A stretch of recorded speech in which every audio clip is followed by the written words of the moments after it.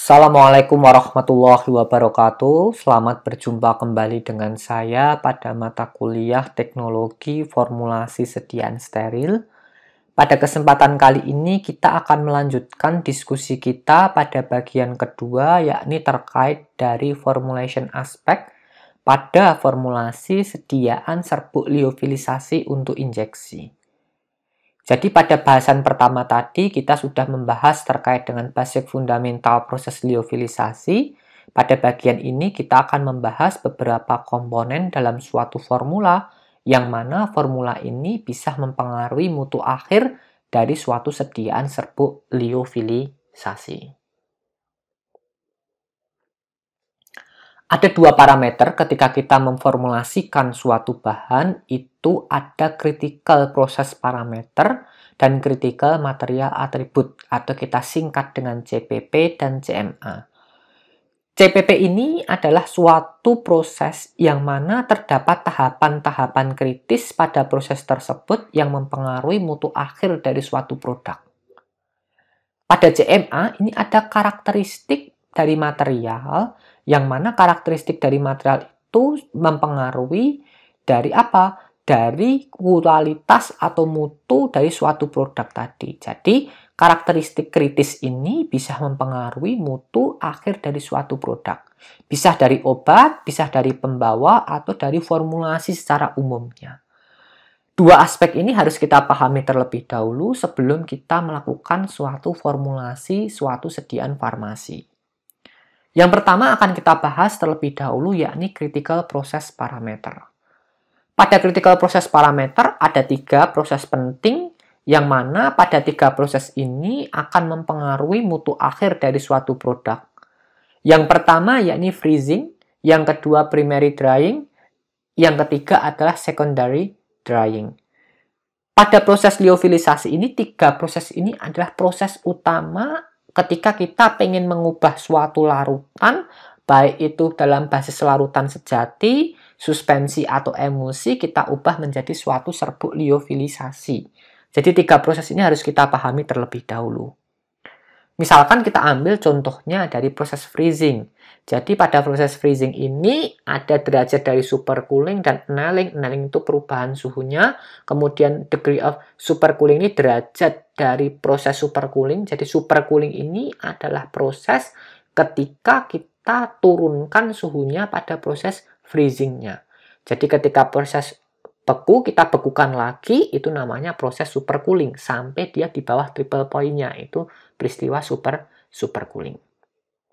Pada proses supercooling ini harus kita perhatikan juga terkait dengan apa? Laju pendinginan, kemudian suhu dari proses freezingnya berapa, lama dia ditahan pada proses freezingnya ini berapa, karena ini sangat berpengaruh sekali terhadap mutu akhir dari suatu produk. Tidak lupa juga yang paling penting adalah konsentrasi dari solut. Ini sangat berpengaruh terhadap efisiensi proses liofilisasi. Kemudian yang kedua, misalkan kita ambil dari parameter primary drying, ada beberapa parameter utama, yakni time of drying. Jadi waktu pengeringan ini sangat berpengaruh sekali terhadap apa? Terhadap kualitas dari serbuk akhir yang akan jadi. Serbuknya ini kering sempurna atau serbuknya tidak kering sempurna. Jika waktunya dia sublimasinya belum sempurna, kemudian kita lanjutkan ke secondary drying. Pada secondary drying tidak cukup mumpuni untuk mendesorpsi dari sisa airnya, maka serbuknya tidak akan kering sempurna. Begitu juga sebaliknya, nanti kalau terbentuk suatu cake atau suatu collapse, nanti ada cake semacam itu, kemudian secondary drying tidak mampu mendesorpsi dari proses tersebut, maka serbuknya tidak akan kering sempurna. Itu kalau terlalu cepat. Kalau terlalu lama, efeknya apa? Itu bisa berakibat pada efisiensi yang akan kita keluarkan, terutama energi untuk proses pengeringan tersebut. Oleh karena itu, time of drying ini harus kita optimasi sedemikian rupa, sehingga antara efisiensi sama efektivitas itu setimbang. Kemudian yang kedua, ini ada self temperature atau temperatur chambernya. Jadi suhu di sini mempengaruhi pada proses primary dryingnya. Tadi sudah kita diskusikan bagaimana cara mendesain suhu pada self temperature ini agar nantinya terjadi proses primary dryingnya. Jadi yang kita mainkan pada waktu proses primary drying ini adalah peningkatan dari self temperature. Ketika self temperaturnya meningkat, maka suhu produk akan meningkat, dia akan melampaui perubahan fase dari padat ke fase gas. Karena pada tekanan yang rendah, suhunya itu ditingkatkan, maka perpindahan fase dari padat menjadi gas akan terjadi proses sublimasi. Nah, begitu juga dengan tekanannya. Jadi suhu dan tekanan itu sangat penting sekali. Pada tekanan ini sangat mempengaruhi dari apa? Dari kesetimbangan fasenya. Jangan sampai tekanannya berubah-ubah lama-lama, turun kemudian naik, turun naik, nanti fasenya akan berubah, keringnya tidak akan sempurna, terbentuk suatu cake. Begitu juga dengan transfer panasnya, kemudian masa transfer resisten panasnya, kemudian dan produk temperaturnya ini menjadi parameter utama yang harus kita kendalikan. Utamanya yang harus kita kendalikan di sini adalah self temperature dan time of drying-nya. Pada freezing tadi itu adalah degree of supercooling-nya sama cooling rate-nya itu sangat mempengaruhi terbentuknya kristal-kristal esnya tadi. Kemudian parameter yang ketiga pada prosesnya ini secondary drying ini adalah penghilangan air residu. Jadi parameter di sini yang penting adalah kandungan air residunya berapa yang kita kehendaki. Itu kita sesuaikan dengan lama proses pengeringan. Jadi ketika dalam proses primary drying itu airnya nguapnya cepat, tapi ketika secondary drying itu laju penguapan air akan menurun. Tergantung dari kemampuan sistem kita yang kita setting. Kemudian pada secondary drying ini juga sangat tergantung dari self temperaturnya, temperatur chambernya, sama lama dari proses pengeringannya. Jadi intinya yang paling berperan dalam proses lyofilisasi itu adalah self temperature atau temperatur chambernya, yang mana itu nanti bisa mengatur kesetimbangan ketika primary drying ataupun secondary drying. Kemudian ketika kita bahas terkait dengan critical material attribute dari parameter obat, ini misalkan protein ya, itu berarti stabilitas, konsentrasi, tipe, dan ukurannya harus kita perhatikan. Kalau protein kita lihat bobot molekulnya, kalau obat cukup stabilitas, konsentrasi. Itu paling penting. Karena konsentrasi dan stabilitas ini sangat berpengaruh sekali terhadap proses manufakturnya nanti bagaimana. Kemudian eksipien ini tergantung dari apa, rute pemberian jelas kita harus pertimbangkan eksipien dengan rute pemberian yang cocok. Kemudian iritasi, derajat iritasi, interaksi dengan satu eksipien dengan eksipien yang lainnya, atau eksipien dengan bahan aktif, kemudian konsentrasi. Ini juga akan mempengaruhi dari proses lyofilisasinya. Kemudian pada aspek formulasi yang paling penting itu adalah critical temperature. Critical temperature ini yang kita sebut dengan namanya collapse temperature. Jadi ketika suhunya itu di atas suhu critical temperature, maka proses lyofilisasi tidak akan sempurna. Misalkan critical temperaturnya minus 40, suhu kita desain minus 35, maka proses pengeringan tidak akan sempurna. Nah, untuk membuat suatu proses pengeringan itu sempurna, kita desain si suhu ketika proses lyofilisasi ini di bawah critical temperature. Kemudian ada beberapa parameter lainnya, misalkan volume. Jadi banyaknya volume itu juga akan mempengaruhi proses lyofilisasi. Kita bikin ke atas ataupun ke samping itu akan berpengaruh terhadap lama cepatnya proses lyofilisasi. Itu harus kita perhatikan terkait dari beberapa aspek yang mana di bagian formulasi. Jadi keenam aspek ini, 3 dari critical process parameter dan 3 dari critical material attribute ini sangat penting sekali karena ini akan mempengaruhi kualitas dari proses lyofilisasi. Yang nantinya beberapa parameter ini harus kita identifikasi mana parameter yang paling berpengaruh dominan pada setiap tahapnya. Nantinya akan kita lakukan proses optimasi untuk memperoleh satu kondisi optimum dalam memproduksi suatu serbuk lyofilisasi. Selanjutnya ini adalah eksipien-eksipien yang ada pada formula sediaan lyofilisasi. Yang pertama ini ada TC modifier. TC itu temperature collapse. Jadi ada beberapa bahan yang bisa kita tambahkan untuk memodifikasi temperatur collapse-nya. Kita bisa menggunakan vikol, gelatin, dextran, atau hidroksietil starch. Yang paling banyak digunakan adalah gula-gula untuk melindungi dari suhu collapse ini, atau kita sebut dengan cryoprotectant. Kemudian ada stabilizer. Stabilizer ini adalah penstabil. Penstabil ini bisa juga membuat prosesnya semacam kayak cryoprotectant tadi. Jadi tujuannya stabilizer ini adalah membuat serbuknya itu menjadi kering. Kalau serbuknya itu nanti bisa kering, itu nanti gara-gara apa? Dia mengubah temperatur kolaps dari suatu sistem campuran tersebut. Umumnya sukrosa, teralosa, PEG, PVP. Tapi paling banyak dipakai biasanya sukrosa atau sukrosa atau teralosa itu sebagian akan kita gunakan jadi satu. Sekaligus dia TC modifier, sekaligus dia stabilizer. Bisa juga kita gunakan dia sebagai bulking agent-nya. Contoh bulking agent ini ada glisin, ada mannitol, ada asam amino, dan seterusnya. Kemudian yang paling penting pada formulasi sediaan liofilisasi ini pasti kalau ada penyesuaian pH, ada adjustment buffer, itu pasti kita tambahkan. Nah, otomatis kita gunakan buffer. Ingat, pada penggunaan buffer, kita ulang kembali di aspek preformulasi bahwa pada penggunaan buffer ini sangat tergantung dari pKa dari asam lemahnya dan pH yang akan dibuat. Jangan sampai rentang pKa itu plus minus lebih dari 1 dari rentang pKa atau pH yang akan kita buat. Akibatnya apa? Ini akan berpengaruh terhadap kapasitas dapar yang akan kita desain. Oleh karena itu, dalam mendesain suatu sediaan injeksi berbasis liofilisasi ini, ketika menggunakan pH, harus kita atur sedemikian rupa, pemilihan dapar harus tepat, kapasitas dapar harus benar, kemudian pemilihan asam lemahnya harus benar juga. Itu adalah parameter-parameter penting ketika kita melakukan suatu formulasi sediaan liofilisasi.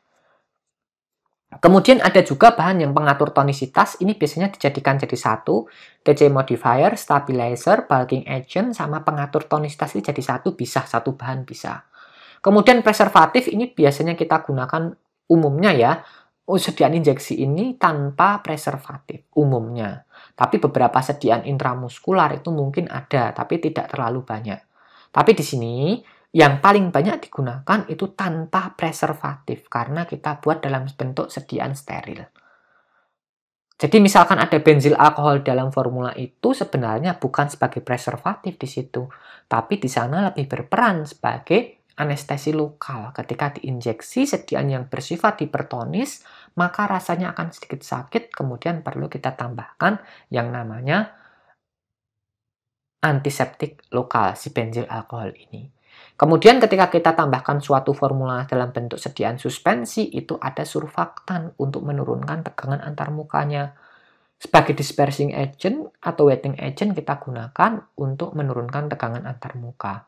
Otomatis penggunaan surfaktan ini karena digunakan untuk menurunkan tegangan antar muka, yang digunakan adalah di bawah CMC.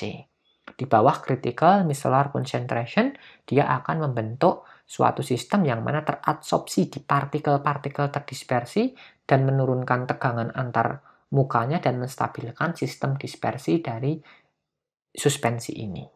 Itu adalah beberapa komponen yang paling banyak digunakan pada serbuk liofilisasi. Tapi yang jelas itu biasanya menggunakan stabilizer atau TC modifier atau bulking agent, karena banyak beberapa obat itu tidak bisa kering sempurna tanpa komponen bulking agent atau cryoprotectant sebagai collapse temperature modifiernya atau stabilizernya. Ini kita sebut dengan cryoprotectant.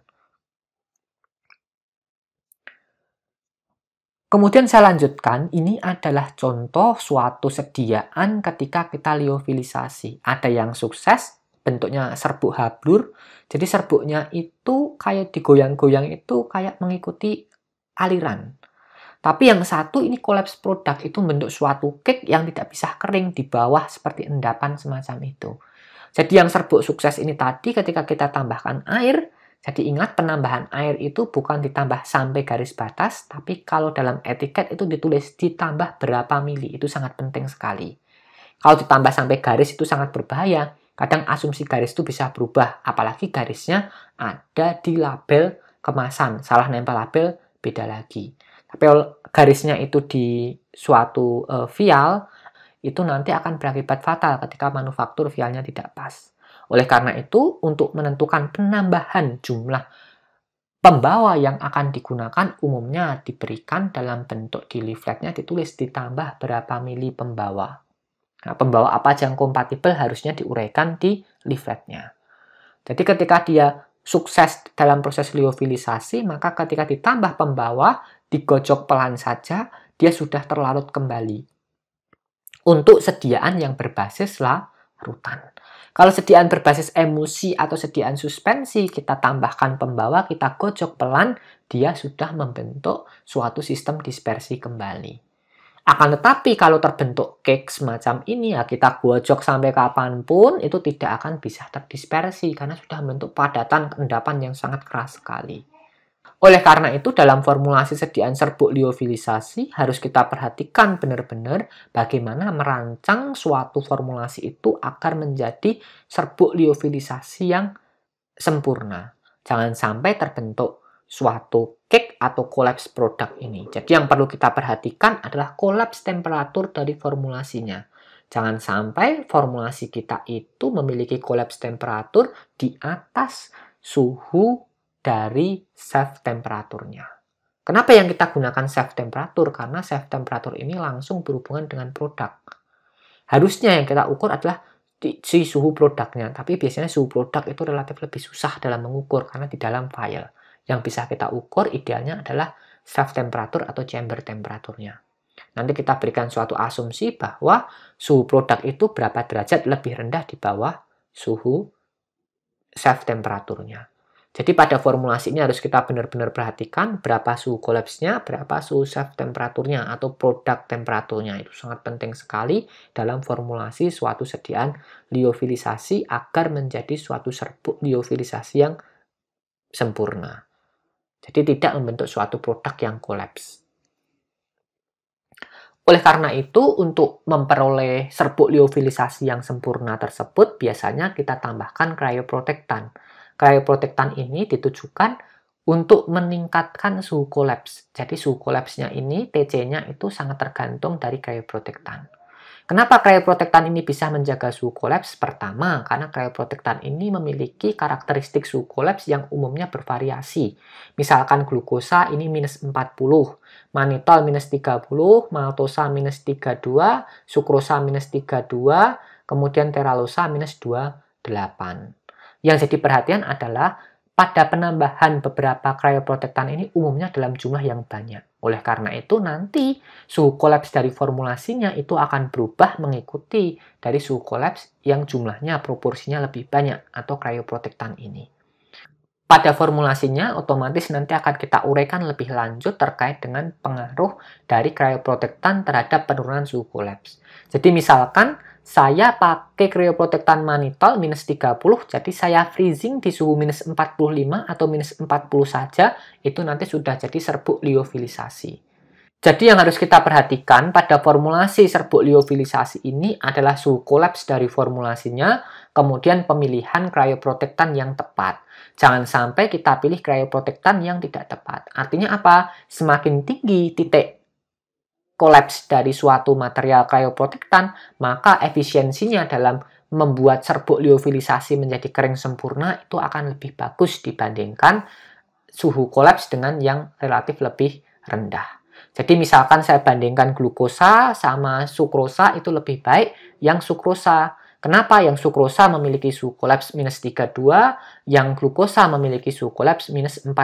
Artinya kebutuhan pada safe temperaturnya itu lebih tinggi, kebutuhannya energinya itu lebih tinggi yang glukosa. Jadi misalkan kalau kita membuat suatu serbuk liofilisasi pada suhu minus 40, kita tambahkan cryoprotectant glukosa, maka serbuknya tidak akan kering karena suhu produk pasti di atas minus 40, minus 38, atau minus 37, atau minus 35, dan seterusnya. Akan tapi kalau kita formulasikan suatu serbuk liofilisasi ini menggunakan cryoprotectant sukrosa misalkan pada suhu minus 40, itu pasti kemungkinan besar akan terbentuk suatu serbuk liofilisasi yang kering sempurna. Hal-hal tersebut perlu kita perhatikan karena ini sangat berpengaruh sekali terhadap mutu dari produk akhir sediaan serbuk liofilisasi. Kemudian ini adalah contoh ketika suatu serbuk liofilisasi itu berbasis sediaan emosi. Pada formulasi sediaan serbuk liofilisasi ini bisa berupa larutan sejati, suspensi, ataupun emosi. Jadi kalau untuk sediaan larutan itu permasalahan itu relatif rendah atau tidak terlalu banyak. Kenapa? Karena kalau dalam larutan kita ubah suatu serbuk menjadi larutan, kemudian kita keringkan melalui proses liofilisasi. Jadi tujuan utamanya yakni ketika proses rekonstitusi penambahan pembawa kita gojok pelan itu nanti sudah membentuk suatu sistem larutan kembali. Jadi tidak terlalu difikirkan terkait dengan aspek-aspek yang lain. Akan tetapi kalau kita formulasinya dalam bentuk sediaan emosi atau suspensi yang berbasis sistem dispersi, maka stabilitas ini sangat penting sekali. Jangan sampai sebelum pembuatan sediaan liofilisasi dalam bentuk larutannya, emosinya stabil dan bagus ukurannya. Ketika kita tambahkan suatu pembawa pada proses hidrasi atau rekonstitusi, nanti droplet-droplet emosinya akan bergabung atau bertambah besar. Itu akan sangat fatal pengaruhnya karena akan kita gunakan menjadi suatu sediaan injeksi. Jadi bisa kita lihat stabilisasi sebelum dan sesudah proses liofilisasi di sini digambarkan dengan penggunaan cryoprotectant. Pada bagian A itu tidak terdapat cryoprotectant, pada bagian B terdapat cryoprotectant. Artinya apa? Ketika kita tambahkan cryoprotectant, otomatis cryoprotectantnya di sini tidak mungkin kita gunakan yang bersifat ionik karena akan mengganggu dari stabilitas sistem emosi. Akan tetapi pada stabilitas sistem emosi umumnya kita gunakan tonicity adjusting agent sama cryoprotectant dalam bentuk gula-gula. Ini biasanya relatif tidak mengganggu pada proses stabilisasi droplet-droplet emosi dengan surfaktan. Oleh karena itu, pada proses stabilisasi ini ketika ada cryoprotectant, maka ketika terjadi proses freezing akan terjadi molekul-molekul airnya itu akan bersatu membentuk kristal-kristal es dan cryoprotectantnya akan terjebak di antara molekul-molekul tersebut. Kemudian droplet-droplet itu ketika pada proses pengeringan itu ketika airnya dihilangkan itu cryoprotectant itu akan berada di antara droplet-droplet. Sedangkan kalau tanpa cryoprotectant nanti ketika proses freezing itu nanti si droplet emosinya ini bisa pecah. Kenapa bisa pecah? Karena ada air di dalam sistem emosi itu keluar karena dia strukturnya mengkristal pecah sehingga merusak droplet emosi. Sehingga nanti ketika dikeringkan airnya tersublimasi pada proses dehidrasi ini, droplet emosinya akan bergabung menjadi satu atau coalescence. Jadi itu untuk sediaan emosi, pentingnya cryoprotectant itu sangat penting sekali dalam meningkatkan stabilitas suatu sediaan emosi. Ini adalah gambaran yang lebih skematis lagi terkait dengan penggunaan cryoprotectant dan tanpa cryoprotectant ketika kita proses liofilisasi. Nanti ketika cryoprotectant itu kita liofilisasi dengan emosi, maka cryoprotectant itu akan menstabilkan molekul-molekul surfaktan yang ada di permukaan droplet-droplet emosi. Kemudian kalau kita tanpa cryoprotectant, nanti surfaktannya ini tidak terstabilkan. Sehingga kalau kita rehidrasi kembali, nanti dropletnya itu akan bergabung dan akan pecah. Strukturnya akan cracking, akan pecah. Kemudian obatnya bisa keluar dan satu droplet dengan droplet yang lainnya ini bisa bergabung. Nah, kemudian ketika kita gunakan si cryoprotectant ini pada proses liofilisasi, maka ketika rehidrasi dia akan kembali ke bentuk semula. Ini adalah dasar fundamental kenapa kita butuh suatu cryoprotectant dalam formulasi suatu sediaan serbuk liofilisasi, terutama untuk emosi ini. Di sini menggambarkan pentingnya penambahan cryoprotectant pada stabilisasi dari proses liofilisasi sediaan emosi. Jadi bisa mencegah cracking dari sistem emosi ketika rehidrasi, mencegah coalescence ketika ditambah dengan air lagi pada proses rekonstitusi. Kemudian gambaran selanjutnya ini adalah sediaan suspensi. Tadi kita berbicara sediaan emulsi, kemudian ini berlanjut pada sediaan suspensi. Jadi kenapa serbuk liofilisasi ini saya bahas terakhir? Karena ini adalah complex formulation berhubungan terkait dengan stabilitas emulsi dan stabilitas suspensi. Jadi sediaan suspensi dan emulsi itu bisa kita lakukan teknik liofilisasi. Ketika tanpa cryoprotectant itu nanti formulasi sediaan suspensinya ini ketika dikeringkan airnya akan menguap, kemudian ada partikel-partikel dari sediaan yang tersuspensi itu, bahan obat yang distabilkan oleh surfaktan, oleh polimer itu akan mengendap atau akan teragregasi. Nah, kemudian ketika kita melakukan proses liofilisasi dengan cryoprotectant, nanti partikel-partikel yang terdispersi tadi akan tersebar secara homogen di antara cryoprotectantnya. Umumnya cryoprotectant ini mudah larut sekali, sehingga pada proses rehidrasi ini akan lebih mudah dibandingkan tanpa cryoprotectant. Kemudian keuntungannya untuk apa? Ketika kita rehidrasi, cryoprotectant akan larut, kemudian partikel yang tersuspensi ini akan terdispersi secara homogen kembali. Akan tetapi, ketika kita tanpa gunakan cryoprotectant pada proses liofilisasi sediaan suspensi, maka partikel-partikel ini akan terflokulasi, tergabung-gabung. Nah, ini akan menyebabkan hal yang fatal ketika flokulasinya ini bertambah besar dan nanti bisa mempersusah proses injeksi atau menyumbat pembuluh darah kapiler. Oleh karena itu, penggunaan cryoprotectant ini sangat penting sekali terkait dari aspek formulasi suatu sediaan injeksi berbasis liofilisasi, baik dari suspensi ataupun sediaan emulsi. Karena sediaan berbasis pada sistem dispersi ini tidak stabil, maka butuh penstabil ketika proses liofilisasinya. Jangan sampai sistemnya rusak gara-gara proses liofilisasi. Oke, saya lanjutkan terkait dengan aspek manufaktur pada sediaan steril berbasis liofilisasi ini. Ini adalah kita akan buat suatu serbuk yang mana serbuknya ini pasti berasal dari larutan. Nah, pada pembuatan sediaan steril ada satu parameter proses yang sangat penting yang harus kita capai, yakni aspek sterilitas. Karena sterilitas itu adalah bagian yang sangat penting sekali dalam jaminan mutu suatu sediaan steril. Jadi filtrasi ini adalah proses yang paling banyak digunakan untuk sterilisasi dari larutan yang akan diliofilisasi. Jadi ketika formulasinya berbasis larutan, itu penyaringan atau filtrasi membran itu adalah salah satu teknik sterilisasi yang paling sesuai. Tapi kalau emulsi ataupun sediaan suspensi ini menyesuaikan teknik sterilisasi berdasarkan teknik sterilisasi yang cocok yang sudah kita diskusikan pada pertemuan suspensi ataupun emulsi kemarin. Kemudian pada proses pembuatannya, ini umumnya kalau kita lakukan proses filtrasi, jadi filtrasi ini adalah terminal sterilization. Terminal sterilization ini adalah sterilisasi akhir, yakni kita lakukan proses pencampuran, penimbangan itu di ruang C. Jadi resikonya relatif rendah, jadi kita gunakan di ruang C karena kita bisa jamin sterilitas dengan teknik filtrasi membran. Kemudian pada proses filtrasinya harus menggunakan ruang A berlatar B. Agar apa? Agar ketika difiltrasi itu, filtrat yang keluar itu sudah steril, jadi jangan sampai terkontaminasi kembali ketika kita filtrasi di ruang C.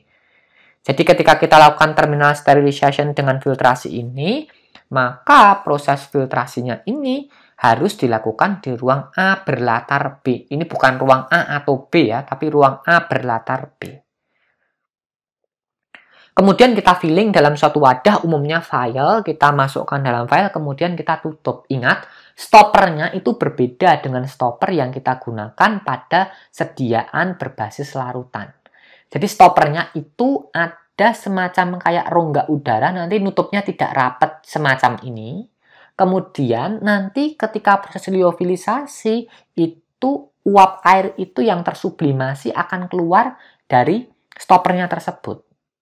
Kemudian setelah selesai nanti akan kita lakukan proses stoppering. Kita tekan dari atas, itu nanti semua akan menutup. Jadi yang perlu diperhatikan pada aspek manufaktur ini adalah sterilitas.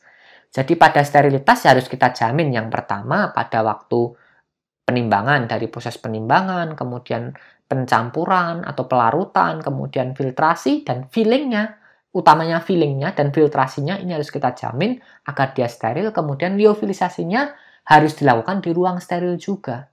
Kemudian kita liofilisasi, setelah kita liofilisasi nanti akan kita lakukan stoppering. Kita tutup dari atas, kita cukup tekan saja dari atas, nanti semua sediaan akan menutup semua. Itu adalah dasar manufaktur, utamanya adalah konsep sterilitas harus kita jaga dan kita bangun selama proses itu berlangsung. Jadi harus kita jaga bagaimana menjaganya, ya kita preparasi atau kita buat di ruang kelas A berlatar B setelah kita filtrasi. Atau pada waktu proses filtrasinya sudah di A di dalam B. Tapi ketika proses penimbangan, pencampuran bisa di ruang C. Boleh nggak dilakukan di ruang A per B? Boleh-boleh saja, tapi tidak efisien. Kita lakukan suatu proses itu yang efisien dan efektif, sehingga manufakturnya itu lebih menghasilkan lebih banyak. Itu adalah salah satu aspek ketika kita melakukan proses manufaktur pada sediaan steril berbasis serbuk liofilisasi.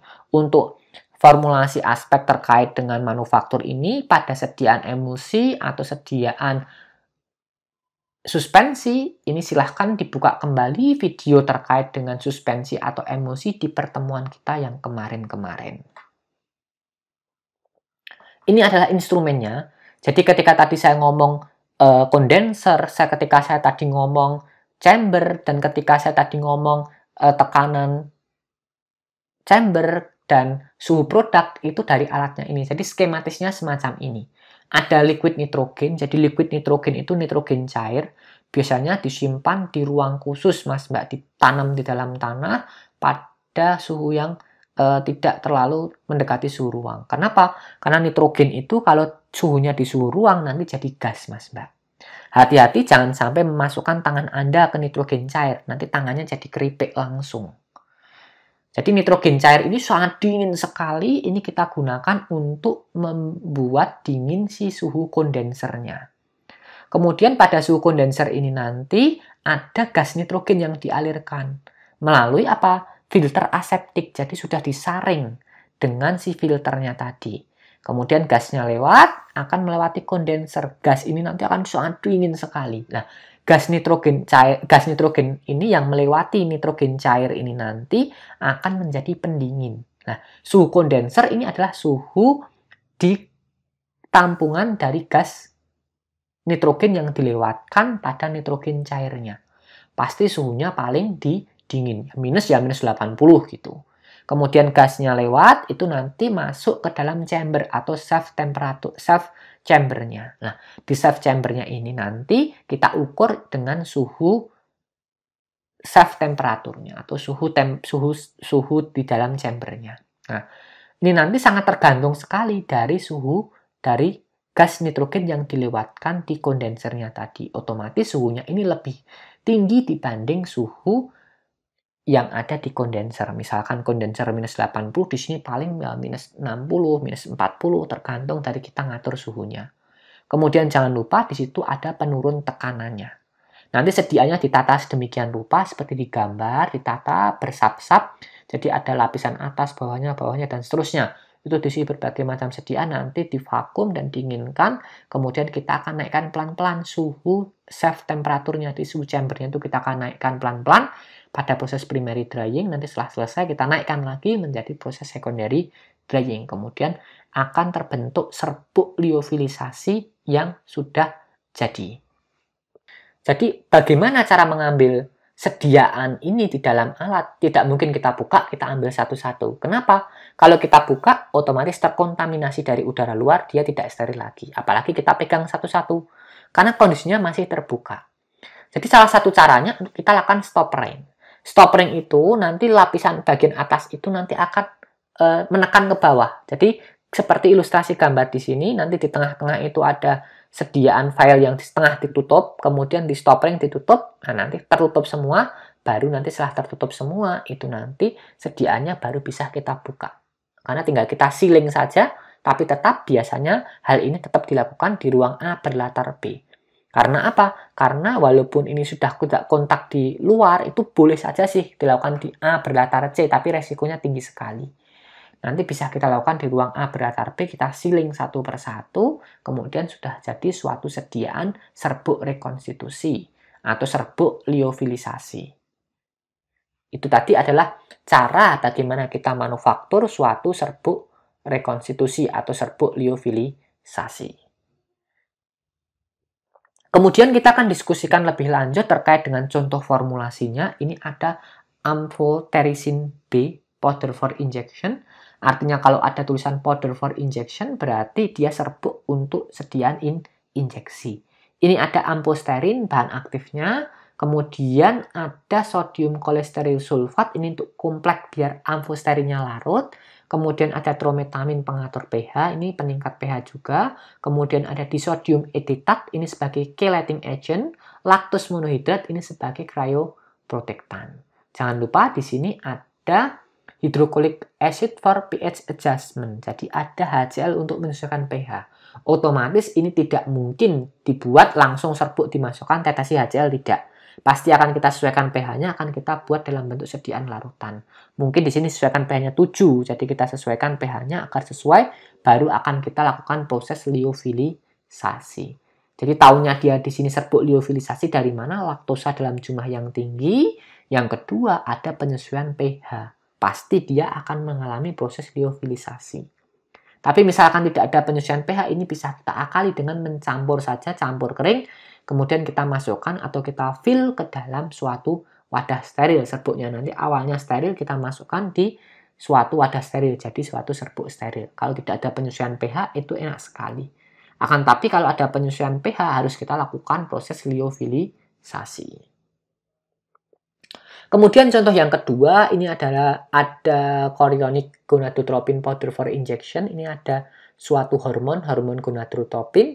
Ini dosisnya tidak miligram seperti yang lain, tapi potensi. Karena biasanya senyawa-senyawa yang memiliki aktivitas biologi itu dinyatakan berdasarkan potensi. Jadi bukan bobot aktivitasnya.